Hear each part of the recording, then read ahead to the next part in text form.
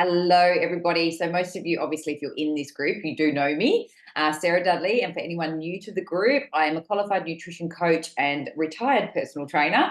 And I wanted to talk to you today a little bit about intermittent fasting.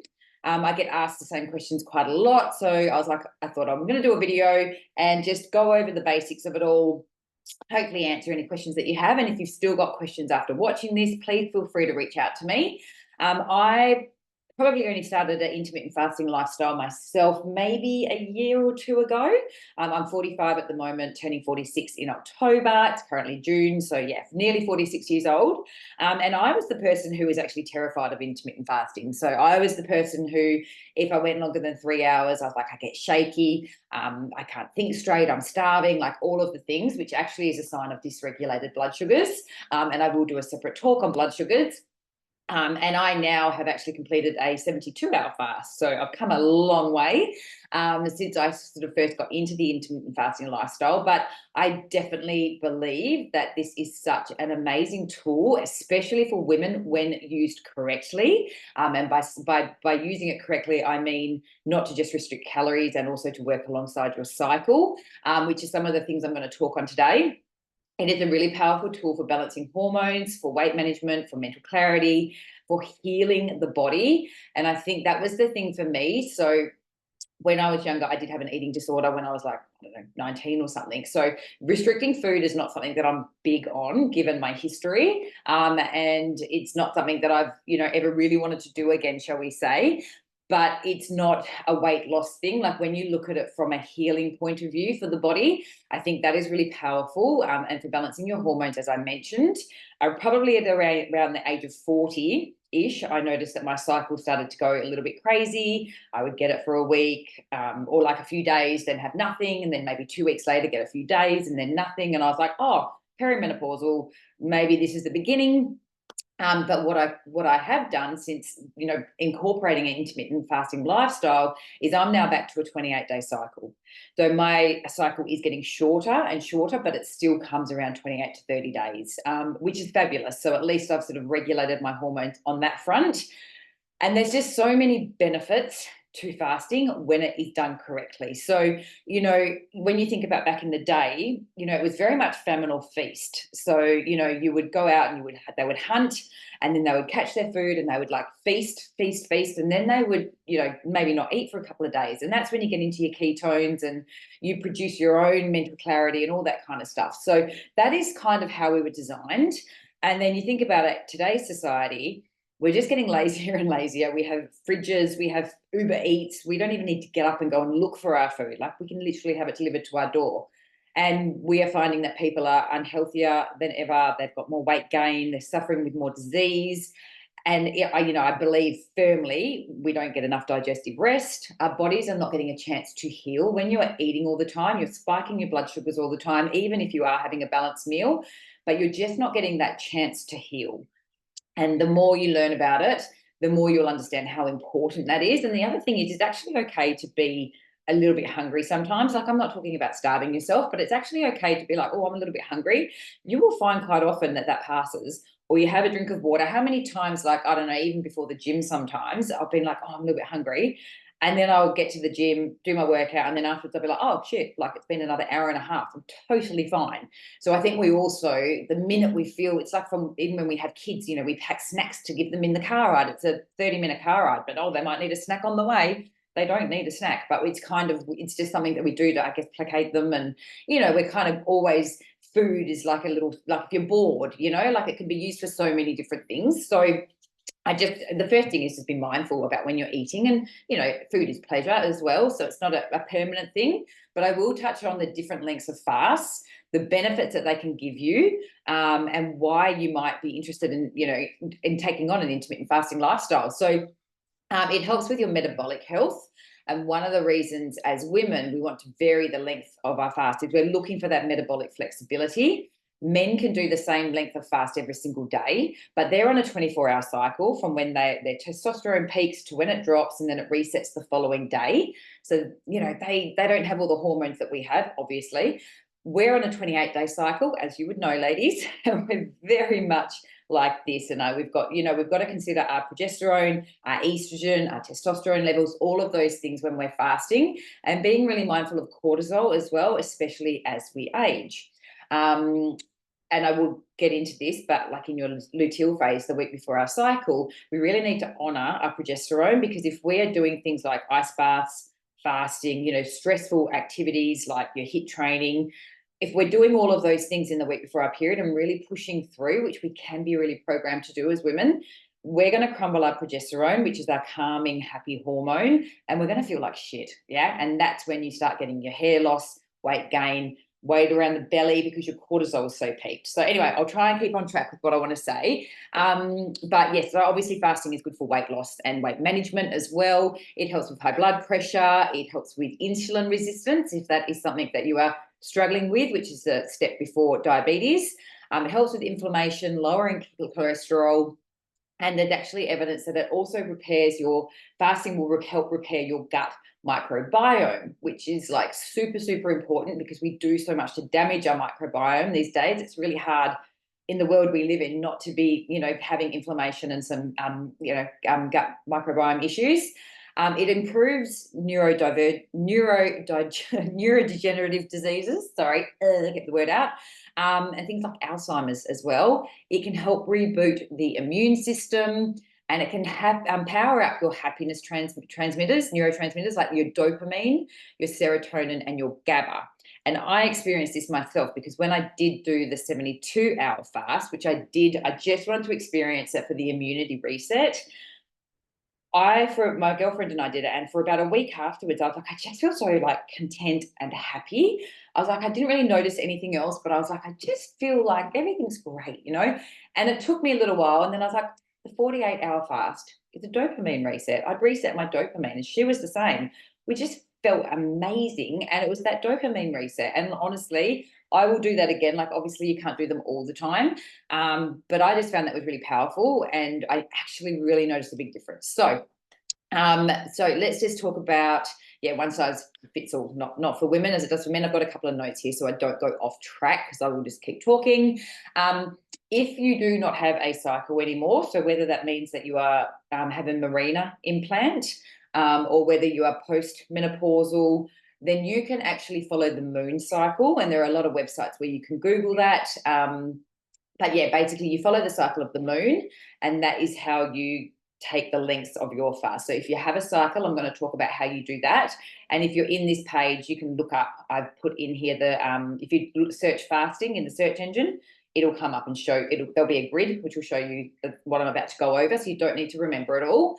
But yes, the other thing is for us ladies as well, like eating a calorie restrictive diet all of the time will not work over time. You will definitely lose weight. If you are moving more, eating less, science, you're going to lose weight, right?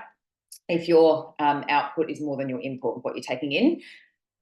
But the problem is when you reset your metabolic rate, so if you lower your calories every single day, you actually basically you lower your metabolism and you lower your metabolic rate, which means that instead of your maintenance being, I can eat 2,000 calories a day and sit at this weight, I'm now eating 1,800.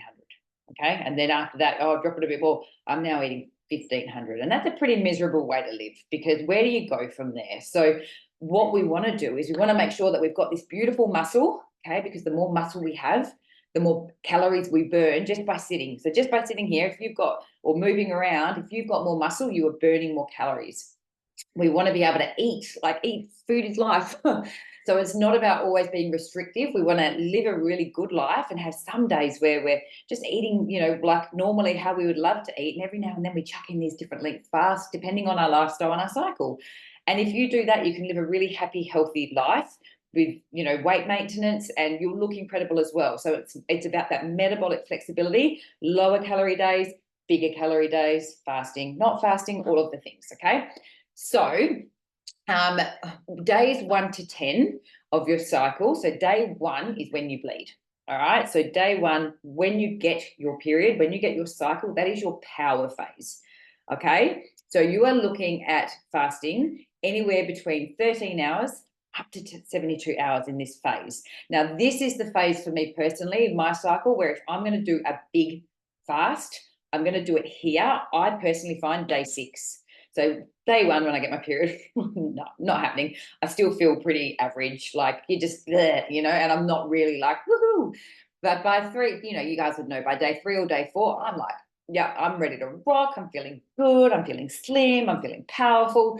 That is when it is the time to be doing your longer fast. And that is when I find I'm not as hungry. I sleep really well and I just feel amazing. And you feel like you can do anything. You're feeling positive.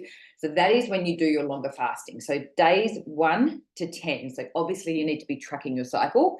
And if you want to track your fasting, I can highly recommend the Zero app, and it is a free app. Do not pay for it, and it will track. You can press start when you start your fast and stop when you finish your fast, and it will tell you how long you fasted for. So days 1 to 10, that is your power phase. Then you've got days 11 to 15. This is when you are ovulating and you need to pull back a little bit. Okay. So, again, honoring those hormones. And we're looking at around 13 to 15 hours fasting in this phase. Okay. And you know what? I actually love the fact that it's not like just push all the time, because you hit that phase and you're like, okay, well, I don't need to be fasting. And you feel really comfortable eating. Like, I don't know, I guess when you've got a bit of a plan, you're like, it's cool. Like, I know that next week I'll be back in fasting week. So this week I'm going to chill. And that helps with your cortisol as well, because you're not stressing out thinking, oh, I'm eating too much and all of the things. So I love eating and living like this, because I feel like when it's go time, it's go time.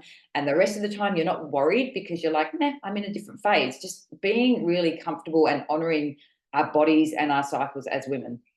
Okay, so then when you get to day 16 to day 19, this is the power phase again. So you can do your longer fasting between day 16 to 19. So again, anything up to 72 hours, you're absolutely fine to be rocking out a longer fast. You might choose to do an 18-hour, a 20-hour, a 24-hour, whatever it might be, but this is your space to do that.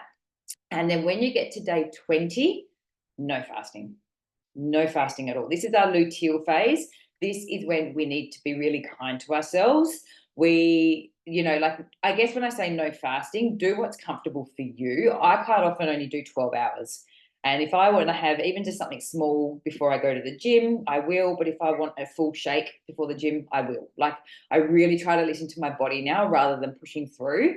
Like, I know some people, like my really good friend Britt, she has fasted her whole life. So she naturally would never really eat till like 11 o'clock in the morning, which is not normal for me.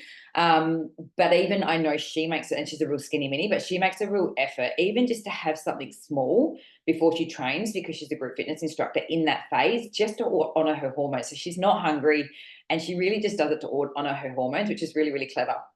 But if you want to eat, like, I love half a banana and almond butter. To me, that is like, yeah, like before I train, it's so yum. So that's one of my favorite things to have. Your cortisol is naturally higher in the week before your cycle. Okay. So that's why we feel more stressed. That's why we get angrier, we get moodier. We need to be eating more carbohydrates. So you need more, like, obviously, sweet potatoes and pumpkin. If you're eating, I mean, we crave chocolate, try and have some raw chocolate. The more crap you put in your body, the more you're going to be symptomatic, like your PMS, your bloating and stuff. So even though we do crave higher, saltier foods and all that kind of thing, still try and stick to clean versions, because otherwise your moods and your symptoms will still be worse. But no fasting. So you're off the hook. You've got a full week where you're like, I'm good, queens. And you know that when you get your cycle the following week, once you feel like it, you can jump back into that fasting lifestyle. I really struggled with this personally when I first started, because I'm always pretty hard on myself and I always feel like I need to be like achieving or doing. So it was really difficult for me to be like, just relax, you know? But I'm really in the swing of it now and I love it. It's the best thing ever, because you know that a week later, you know, ladies, like we have that week before as well, where we feel fatter, we feel grosser. You look in the mirror and it's like what you see, you're like, oh my God. And then a week later, you can look in the mirror and be like, I'm good. I am good. So I think just recognizing that and acknowledging that you're going to feel a certain way, and then knowing the following week you can get back into your fasting and you're going to feel good and all of the things. So, as I said, I've got this in here. Mindy Pelz is the fasting queen. So follow her on Instagram or Facebook. Mindy Pelz, she's got all of the graphs. She's got fast and snacks. She's got all of the things that will help you. So I'm going to touch on exercising when you're fasting and having snacks and what you can have when you're fasting, because there are lots of hacks. I don't do personally just a dry fast. I don't even do just a water fast. I do have things when I'm fasted. It still works for me. So first of all, what are some of the things that destroy your microbiome? You guys would be mostly across this: artificial sweeteners, high sugar diets, processed foods, unhealthy fat, like unhealthy fats, not like your good fats like avocado, like your unhealthy fats like your sunflower oil and all that kind of crap. Antibiotics. So unfortunately, sometimes it's necessary. Don't love it, but have had to have them myself. One round destroys about 90% of your gut bacteria, and it takes around 6 months to actually repopulate that gut bacteria. So obviously I use the Arbonne Gut Health to help with that, but also fasting helps with your microbiome. And fasting is free. It's free for everyone, guys. And if I forget, we've got a 7-day program, which is an intermittent fasting protocol. It's a 7-day refresh. This is amazing to incorporate with some fasting and pulling toxins from the body. So talk to me about that. So yeah, alcohol, obviously, pesticide, contaminated foods, which is a glyphosate on your fruit and veg, fried foods, emulsifiers, preservatives, and refined carbs like white bread and pasta. They actually rapidly spike your blood sugars, which favors the growth of the harmful bacteria in your gut over the beneficial ones. We're not looking to just have good ones. We need good and bad, but we want to have obviously predominantly good, but we do need some of the bad ones. So we're not trying to kill them all. It's about having that balance. But yeah, we can heal through fasting. We can absolutely heal through fasting.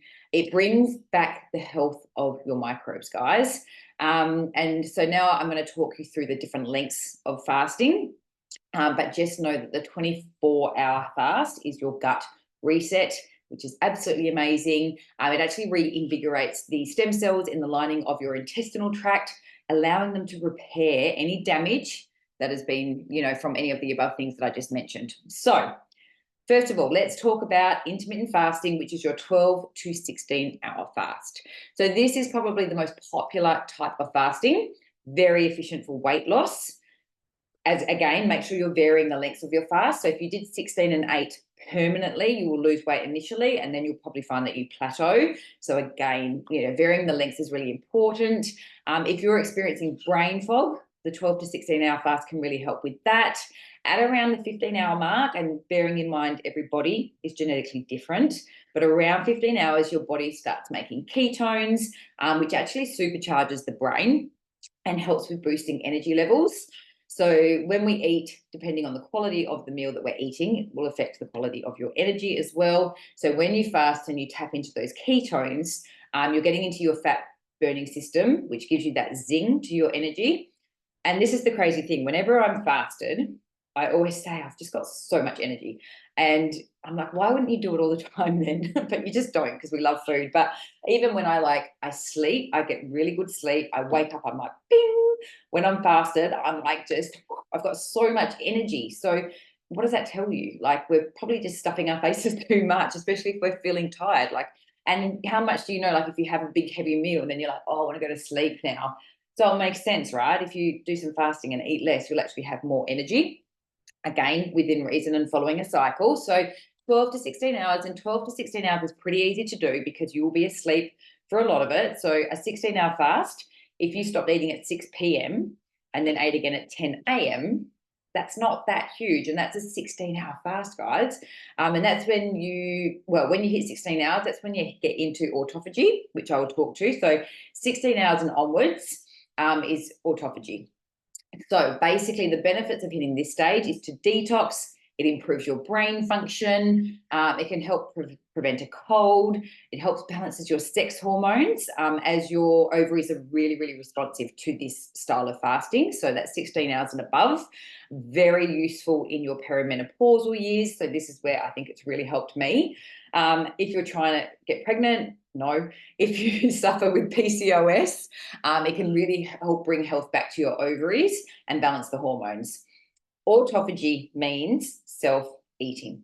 All right. So what happens is when we hit this length, your body goes around and it does an internal cleanup. So it's looking for half-used hormones, half-used cells. So any kind of rubbish lying around in there, think of a little Pac-Man going in there and chomping them all up and getting rid of all the ones that aren't, full cells and full hormones and all of the things. And it does a bit of an internal cleanup. So that is amazing. And it's something we can do for free. And it's not even a huge fast, guys. Again, don't need to do it all the time, but just absolutely phenomenal. The gut reset is a 24-hour fast. So when you're in a fasted state for 24 hours or more, it is long enough for the gut to get a burst of stem cells. And that's where it goes and repairs that inner lining, which could be damaged from years of inflammation. All right. So years of like drinking and shit diet or whatever it might be, stress. 24 hours is when you're really going to get that stem cell renewal. So your body, I don't know if you guys have heard of stem cells, like Tony Robbins, I don't know, it was years ago, he paid, like athletes pay to get jabbed with like stem cells to repair if they've got injuries and all sorts of things. So it can cost a lot of money, but we can actually produce them ourselves for free through fasting. And basically it's where your body makes stem cells, and they go and find any worn out cells and they bring them back to life. Yeah, so bringing them back so you've got that rejuvenation of the cells. I've got some notes here. People pay, I've already talked about that. They get injected with stem cells. So definitely worth trying if you are suffering with gut issues. It helps with things like leaky gut. And I know a lot of people struggle because a lot of our food is compromised these days with gut issues. So stem cells stimulated by a 24-hour fast are associated with increased energy, cellulite protection, and youthfulness. It also improves insulin sensitivity, gives you clearer skin, less water retention, lower risk of heart disease, improved neurological protection, and help with PCOS. It's really good fast to do if you've been on birth control. So it's going to offset that birth control use and help tackle things like SIBO. So I have had SIBO as well, fun times. So it really helps with that, which is small intestinal bacterial overgrowth. All right, then we've got our fat burner. So our fat burner is a 36-hour fast. This is probably my favorite out of all of them. The reason I love this is because you get 2 nights sleep and then you wake up the next day. So if you can get to a 24-hour fast, you can get to a 36-hour fast. It's just learning how to go to bed. But I do find, I think it's because my heart rate is lower, I have such a good sleep. And generally when you're sleeping, I mean, they say to finish eating at least 3 hours before bed because your body is still processing the food. So the fact that there's no food in your gut, my body loves it and I have such a good sleep. I get such a high sleep score and I wake up feeling like amazing. So to me, if I'm doing a 24, I may as well go to 36. It's the fat burner fast as well. So if you have been trying to lose weight and you've been dieting and you just haven't been getting there, this could be the one for you. Wouldn't recommend jumping straight to a 36-hour fast. I would recommend working up to it, and I'm happy to help you if you need some help. We do have a fasting group I can add you to. It gets active when everyone's fasting, and then it dies off, and then it gets active. So, but if you want adding to that, we can link you up with other people to do fasts with. It's a lot easier doing it alongside other people. I've got a couple of little fasting buddies that are in sync with my cycle that we do them together. And it's great to be like, how are you feeling? And be like, oh, I feel like shit. And be like, I'm good, keep going. And then they'll be like, oh, I feel like shit. And you're like, no, I'm flying. We've got this queen. You really sort of, help each other along. If you've eaten poorly for years, basically, and your body's been storing like excess sugar in the liver and in your fat, this is going to trigger the release doing a 36-hour fast. And it's really going to get things moving for you. So really love that 36-hour fast. For me, I just love it. Not because I want to lose weight, but I just love how I feel when I do it. I'm very big on, like aesthetics were always a really big thing for me, but now I just really focus on how I'm feeling. That is one of my biggest like things that motivates me to do anything these days. Which leads me to my dopamine reset fast, which is a 48-hour fast. Now I do find this a little harder, but I've done it. And I freaking loved it, and I'm definitely doing it again.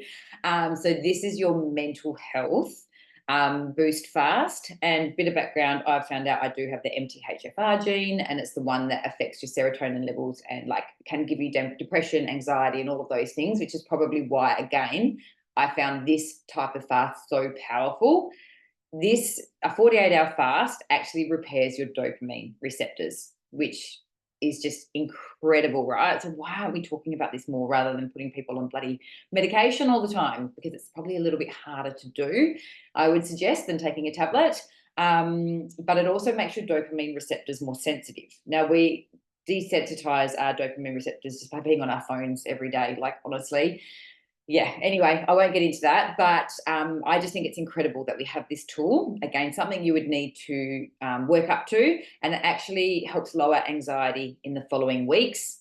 can totally vouch for that. I noticed a massive, like, as I said, didn't even realize this was why, but absolutely noticed this, and then clicked on as to why. And I was like, wow, that is incredible. So yeah, definitely doing that again.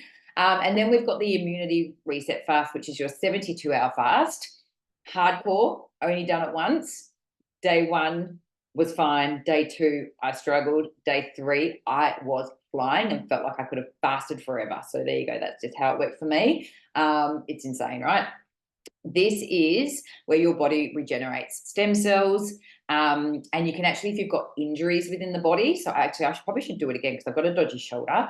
Revitalize stem cells, find injured parts in your body and make them new again. So I actually probably should do that again. My girlfriend that did it with me, she had plantar fasciitis maybe, or she'd hurt herself. So she was a runner and she wanted to do it for that reason. So we did that together and yeah, it was amazing. It's perfect to ease a chronic condition, prevent chronic disease, alleviate pain, or slow down the effects of aging. So I always say as well, touch wood, but if I got really sick as well, I would do like people do like 1 week and longer, 2 week like water fasts to help the body repair. So if I had like a chronic disease, I would definitely try it 100%. I'd probably go to Bali and do it. But anyway, the point is fasting will heal you, right? It can heal you, can heal you. I shouldn't say will, but it can heal you. So as I said, we do have a fasting group where we support each other. So if you would like to be a part of that, do let me know. It's just a messenger chat. Sometimes it's dead for weeks and sometimes it's bouncing around when people are fasting. So yeah, it's up and down. But if we all support each other and help with information. Okay, so what can you have when you are fasted? So you can have water, obviously, sparkling water, some herbal teas, as long as they don't have any sugars or anything in them. Basically, it's got to have 0 sugar, 0 carbs, because the carbs and the sugars are what are going to spike your blood sugars, but also being high calorie and lots of protein can break a fast as well. So we want water, black coffee, sparkling water, apple cider vinegar. You can have MCT oil. I love MCT oil in your coffee or in your tea. So MCT oil you can get from Coles or Woolworths, medium chain triglycerides, and will actually help push you further into a fasted state. So we tested this. I did wear a blood sugar monitor to try it out. You can have the Arbonne matcha, which is in here. You can buy it on its own. The matcha also has MCT oil in it too. Oh, this is brand new, hasn't been opened. I've got another one somewhere. It doesn't matter. I'm going to use it anyway. So that matcha is delicious, organic Japanese matcha with MCT oil. You can have this when you're fasted. This was designed to be part of this program. This is a 7-day reset program. You can have our Arbonne fizz sticks, but not on their own. So if you were to have a fizz on its own, it will most likely pull you out of a fasted state. But if you add in a teaspoon of MCT oil, you will remain fasted. I live on the fizz sticks. They're healthy energy, lots of B vitamins. They taste delicious. And when I'm fasting, it's life, absolute life to be able to have one of those with some MCT. It helps me fast for longer. So I get the benefits of fasting without feeling like I'm dying. So you can have LMNT sachets. I don't have one here. That's another brand I'm not affiliated with. But LMNT, they are quite expensive, but they've got your potassium, your sodium, and all your things. Celtic sea salt has got trace minerals in there that will help keep you fasted. So if you feel that you're feeling a bit dizzy, lightheaded, or whatever, or you're struggling a little bit, a pinch of Celtic sea salt on the tongue or in your water is going to help you. Like you give it 10-20 minutes and you're like, oh, I feel good again. Yeah. And sometimes it's just knowing that it's normal to feel that way. I think we get so nervous. It's like, oh, I'm hungry, or oh, I feel a bit, you know what I mean? And being like, it's cool, it'll pass. Like, will absolutely pass. Being mindful that things like gum will pull you out of a fasted state, even if it's not sugary, it activates the digestive system. So it can make you hungry, but can also break your fast. So really not, like if you're 24 hours into a fast, don't have a stick of gum. It's not worth it. Like, honestly, just stay fasted. Mindy Pearl and things like kombucha as well can pull you out, will pull you out. So a lot of calories will pull you out. So if you're struggling, look, Mindy Pearls does talk about having a fasted snack, and it can still give you some of the benefits of fasting. It will get rid of some of the benefits, but you know, sometimes it's better to be able to fast longer and have a fasted snack than not continue fasting. So she talks about the MCT oil, which is absolutely fine. Nut butter. or even like a quarter or half an avocado, because it's pure fat, can keep you in autophagy, but it might break some of those other benefits of the fasting. And what else? What to expect? Sometimes headaches, nausea, feeling a bit lightheaded, a bit of brain fog, insomnia, bad breath, even rashes. Never had those myself. They're challenging at times, but temporary.